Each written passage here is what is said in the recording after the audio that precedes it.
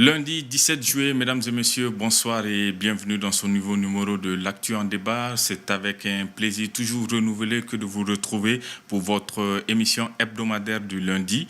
Ce soir, nous allons évoquer justice avec l'affaire Rasbach. Ensuite, nous parlerons de sport avec la polémique née depuis quelques jours suite à la sortie vidéo de joueuses de l'équipe nationale féminine de football. Avec moi sur ce plateau pour évoquer ces deux thèmes, M. Moustapha Diawara, directeur de publication du journal Le Sursaut. Bonsoir, M. Diawara. Bonsoir, M. Edra. Merci d'avoir accepté notre invitation. C'est plutôt moi. Et Laya Diarra du journal Le Soir de Bamako. Bonsoir, M. Diarra. Bonsoir, M. Merci également d'avoir accepté notre invitation. Sur ce, nous allons directement entrer dans le vif de cette émission. Je le disais tout de suite au sommaire, justice avec le procès Rasbach qui s'est tenu le 11 juillet dernier. Il a été déclaré non coupable des faits de simulation d'infraction, mais il reste toujours en prison pour, on va dire, d'autres affaires. Donc, est-ce qu'on peut dire, M. Diawara, que c'est une victoire au goût amer pour Mohamed Youssouf Bathily alias Rasbach? Merci bien, M. Edra, pour cette question. Vous savez, quand on évoque les affaires Rasbach, on le fait avec beaucoup de recul. Il est incompréhensible depuis des années que ce chroniqueur soit toujours au centre des affaires judiciaires, qu'il soit toujours impliqué dans des accusations souvent allant jusqu'à la déstabilisation d'un État.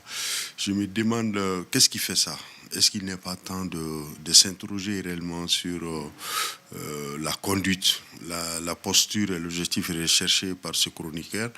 Et quelque part, on se demande aussi pourquoi la justice s'attache tant à vouloir terrasser, à vouloir couler le bec à Rasbach. Voilà, entre autres questions, qu'on a le droit de se poser. Une affaire qui est déjà pendante devant la justice. Il serait très difficile de pouvoir parler de goût amer ou doux, étant donné que la justice continue son travail. Mais ce qui est sûr, c'est qu'un jour, peut-être qu'il ne sera même pas loin, toutes ces questions reféreront surface. On ne pourra pas admettre qu'une justice à laquelle la population fonde beaucoup d'espoir soit toujours attachée soit toujours dévolue, soit toujours aux ordres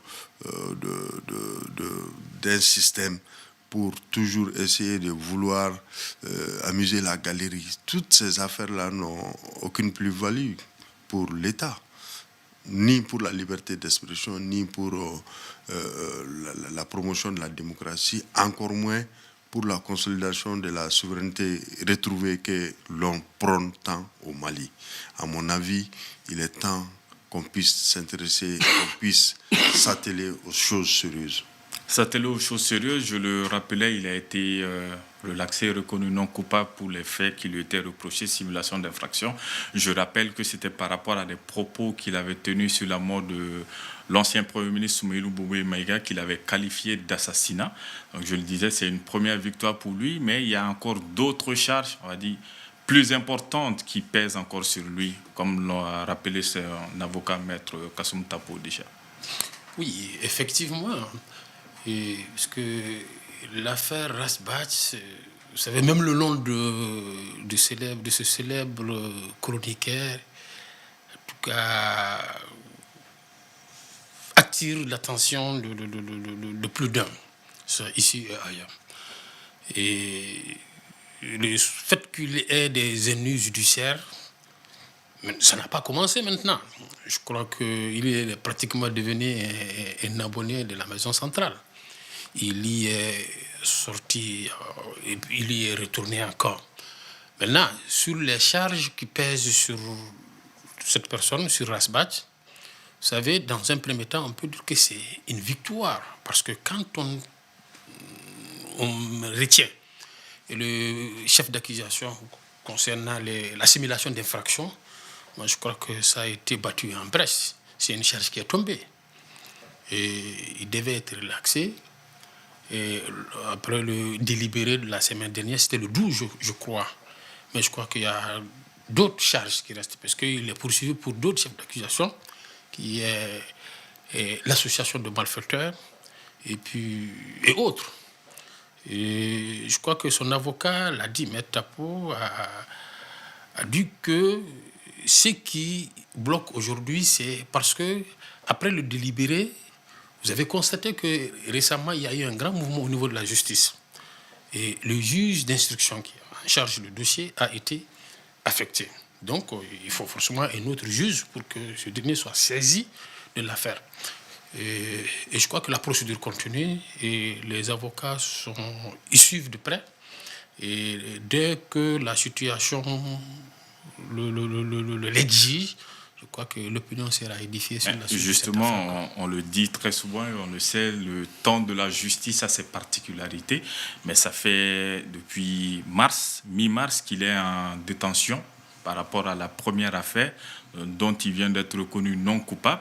Les affaires que vous venez de citer, il y a un juge qui était en charge, qui a été muté. On attend encore la nomination d'un autre juge pour s'occuper de l'affaire. Et il n'y a pas encore de date qui a été fixée pour ce procès. Donc, est-ce qu'il n'aurait pas été logique qu'il soit remis en liberté en attendant que tout ceci, sur le plan administratif, puisse être réglé? Oui, comme vous l'avez dit, le temps de la justice sous l'apanage des seuls justiciers.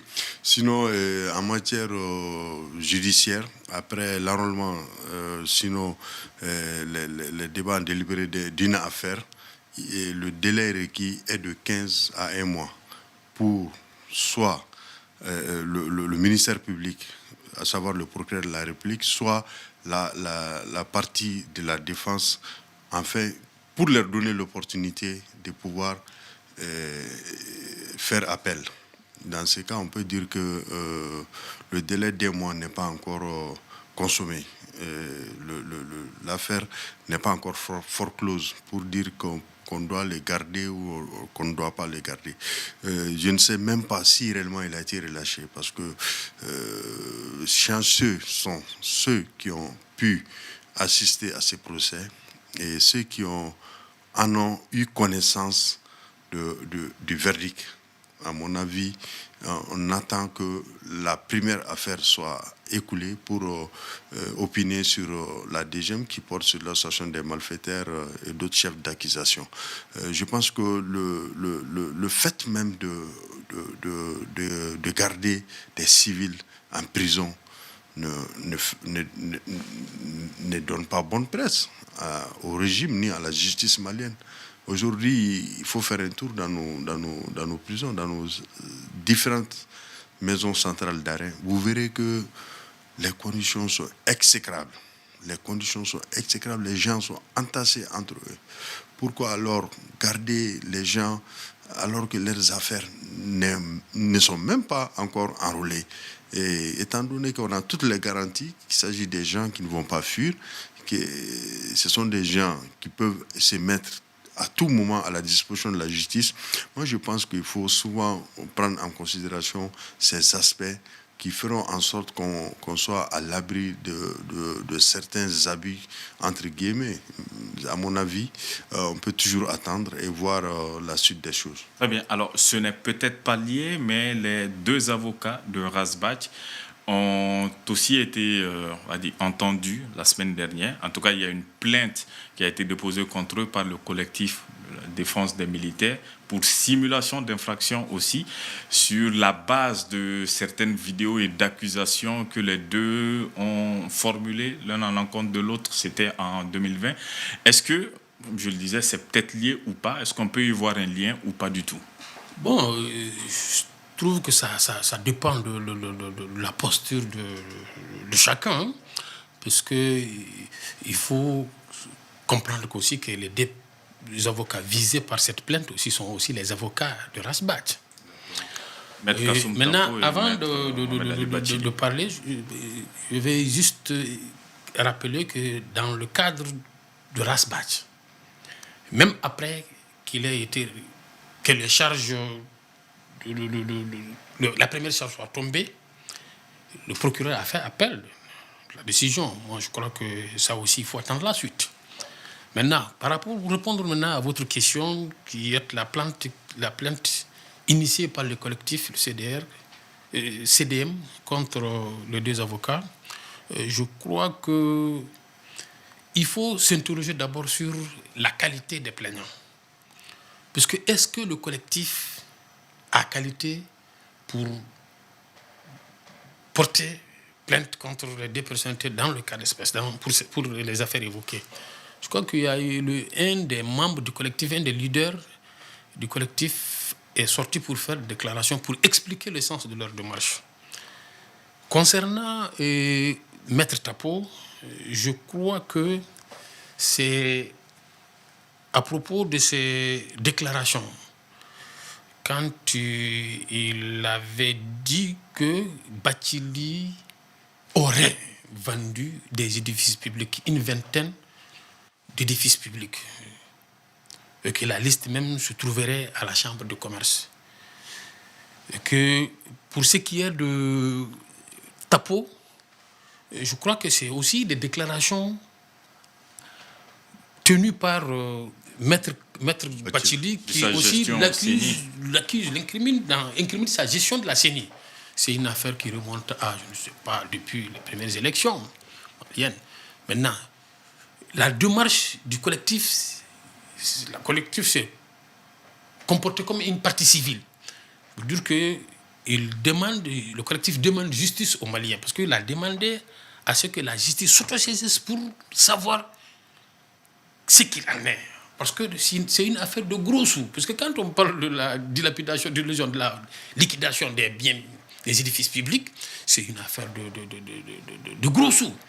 Et la gestion de la CENI, moi je crois que quand on voit le temps entre l'affaire, entre la CENI qui a été gérée par Tapo et aujourd'hui, moi je crois que c'est une vingtaine d'années. 97 97, maintenant c'est combien d'années? Maintenant, la question que moi je me pose, c'est pourquoi tout ça? Moi je crois que, je trouve que c'est des futilités, hein? C'est des futilités, parce que c'est des débats de caniveau. Le Mali n'a pas besoin de ça. Aujourd'hui, il y a des grands défis.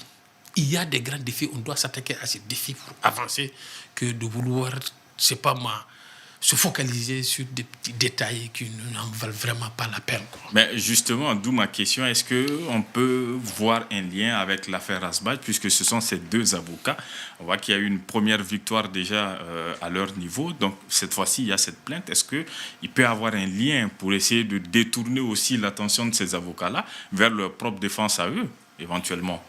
Bon, moi, au-delà même de cette grille de lecture, pour établir les liens avec l'affaire Rasbach, moi je pense que je vais abonder dans le même sens que mon frère Laya Diarra. Ces choses en réalité ne feront que nous mettre en retard. C'est inadmissible, c'est même incompréhensible. Sinon ça frise le cirque, pour ne pas dire le folklore, qu'un collectif qui se réclame pour la défense des militaires puisse se mettre puisse aller sur ce terrain et vouloir coûte que coûte se donner une certaine jouvence ou sinon une certaine visibilité en voulant, comment dirais-je, causer des torts à des dignes anciens responsables du pays. Maître Bathily a fait savoir qu'on ne peut pas l'accuser de simulation d'infraction et que c'est Maître Tapo qui pourrait éventuellement porter plainte contre lui pour diffamation s'ils se sont diffamés. Je vous dis, moi j'ai suivi les différentes interventions même des premiers acteurs de ce collectif, CDM. En réalité, ils n'ont pas d'arguments solides. On a l'impression qu'il s'agit vraiment d'un collectif qui veut toujours prouver au prince du jour qu'il existe, qu'il pose des actes. Maintenant qu'il n'y a plus de chats à fouetter, ils vont aller prendre des anciennes vidéos. La vidéo qui motive la plainte date de 2020. 2020 à maintenant, où était-il pour pouvoir dire à Bathily: ce que vous avez dit à Tapo, nous allons porter plainte et pour que justice soit faite. En réalité, tout le monde sait que c'est impossible de pouvoir eu gain de cause dans de telles tractations, sinon suspicions corporatistes, des gens qui se réclament de la société civile, qui disent qu'ils défendent les militaires. Ils ne sont pas au front là où il y a les militaires. Ils sont devant, sur le plateau des vidéomans, des trucs de web TV. C'est regrettable. Il est temps, si réellement ces CDM-là est un instrument du pouvoir, que le régime prenne ses responsabilités, afin qu'il puisse avoir raison gardée par rapport à certaines questions. Au-delà même de ces aspects, vous pensez que 2 anciens ministres, des éminents avocats, des gens qui sont des références au Mali en matière judiciaire, en matière de connaissance des droits, vous pensez que c'est facile de pouvoir les traîner en justice comme ça? Mais où allons-nous finalement? Quel juge qui songe à son avenir, qui est jaloux de son devenir et qui sera fier de se regarder dans le miroir à sa retraite, osera mettre ces vieux, ces personnalités publiques à la barre pour les juger à la suite d'une simple plainte d'un CDM qui, je vous avoue, dont la réputation ne dépasse même pas le bout de leur rue, à mon avis. Très bien.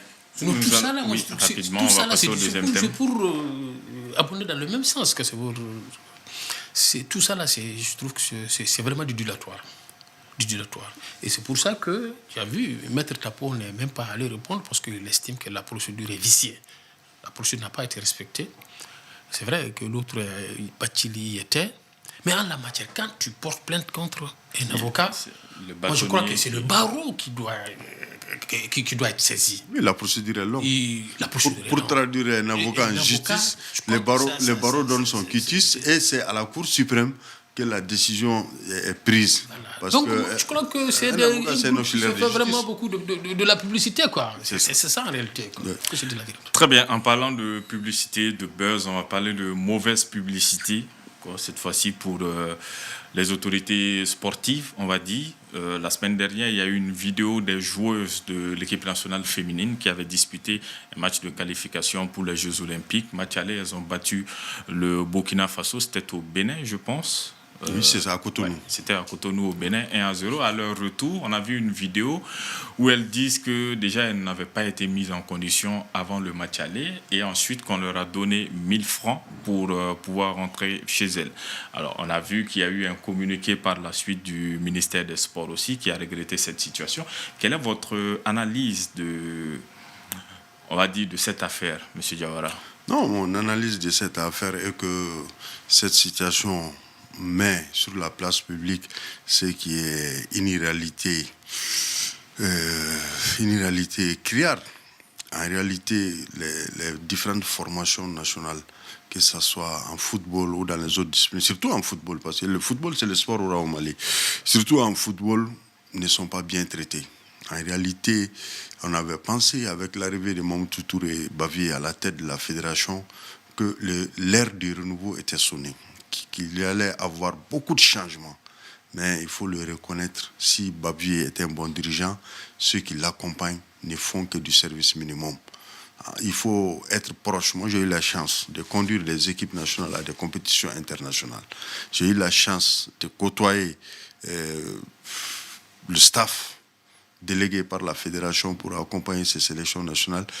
Ils ne sont pas enthousiasmés. Ils ne font pas œuvre de patriotisme comme les supporters qui font des kilomètres pour aller suivre les matchs. Ils n'ont pas le même amour de leur pays comme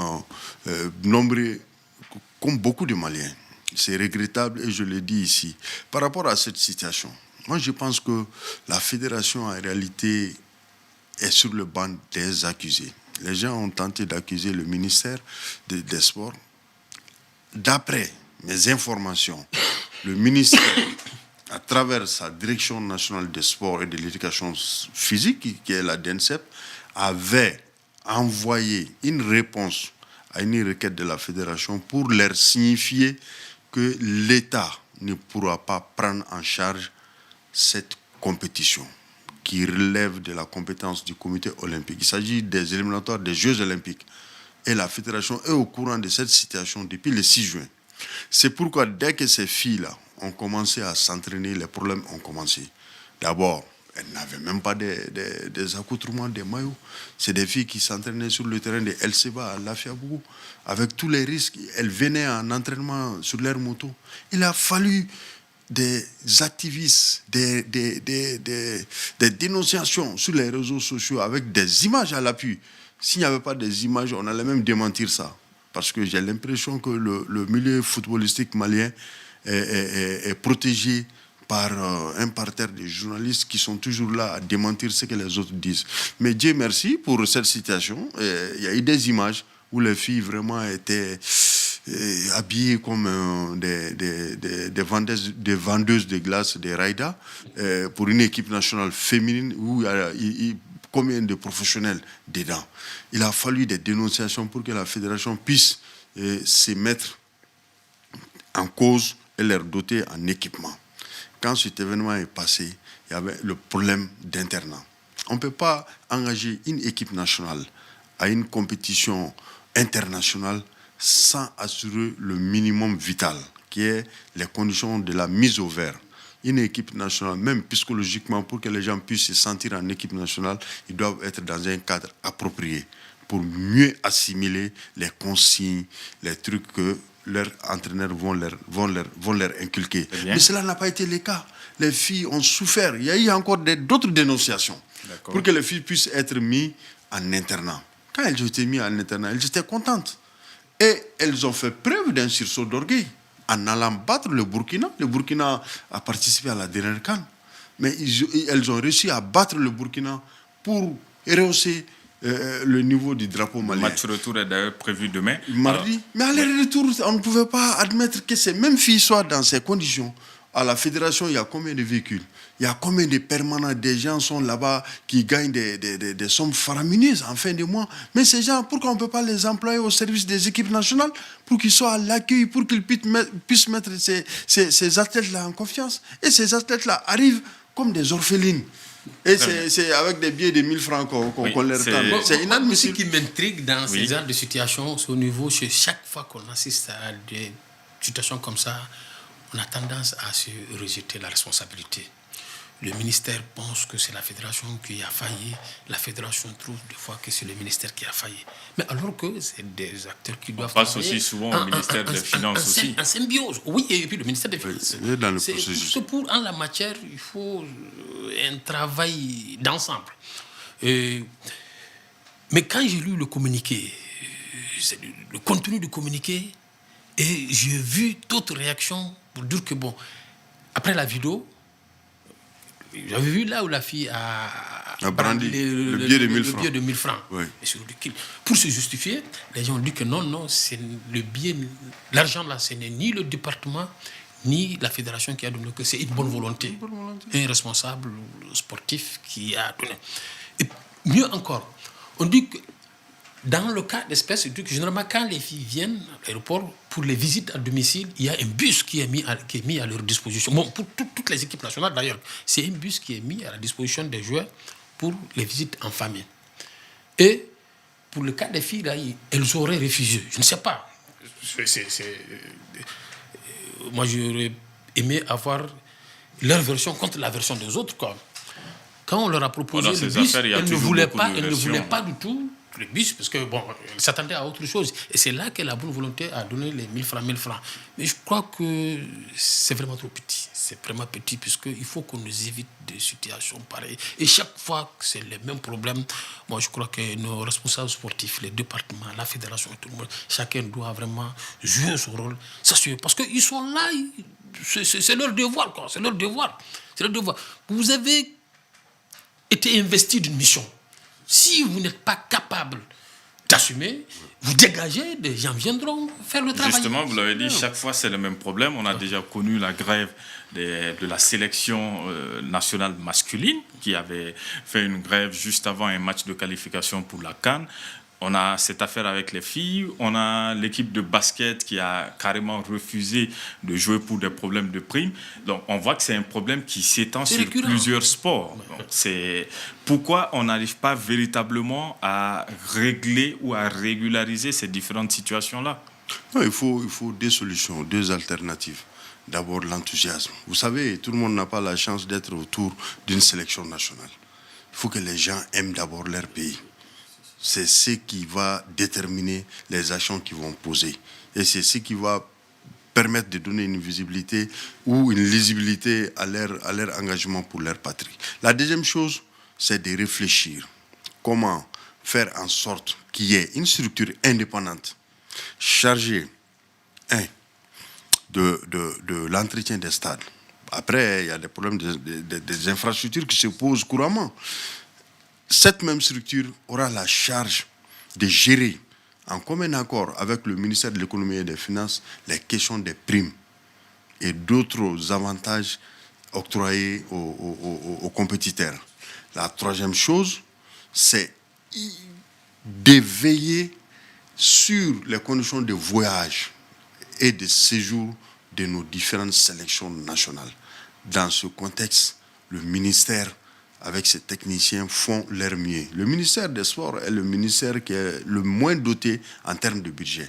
En réalité, s'il y avait réellement des programmations faites en amont, ces problèmes n'allaient jamais surgir.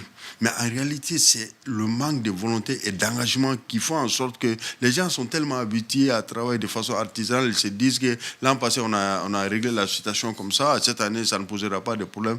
Mais c'est inadmissible. On fait ça au jour le jour. Au jour le jour. C'est malheureux. C'est malheureux. Il a peut-être eu la chance ça. d'être au département.